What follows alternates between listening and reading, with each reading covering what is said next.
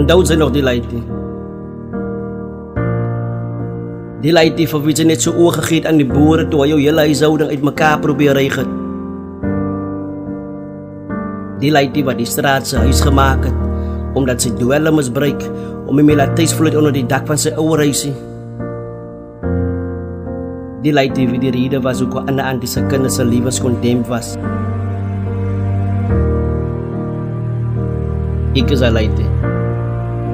Die Laitie wat vir alles wat die bestaande agtervolg het. Die Laitie wat die university certificate behaal omdat hy van die beste dobbeltrainees op die hoeke van die straat was. A qualified knife operator met 6 moordgerade. Inbraak en diefstal was van my beste vakke. Poging tot moord was nie nog iets om oor huis toe te skryf nie.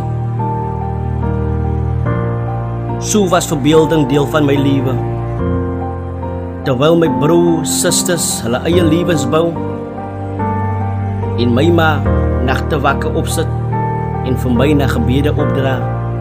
En in the meantime spandeer ek 15 jaar van my lewe agter tralies omdat ek onskuldige mense kwaad aangerig het. Mami,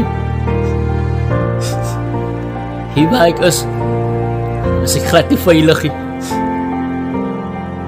En niks van die lekker stories ontmoet ek hier agter tralies nie. Om hier te wees is niet zo goed, ik ga mijn leven oren en ik kan me sterven. Ik mis je warm biryani, sago pudding en om mijn TV aan te switchen op enige kanaal van mijn keuze. En nou zit ik met mijn handen in mijn kop, met tranen om mijn wangen, met verdriet en seer in mijn hart. Ik surf maar nou eerst het tweede jaar van mijn vonnis en ma, die voel soos levenslang.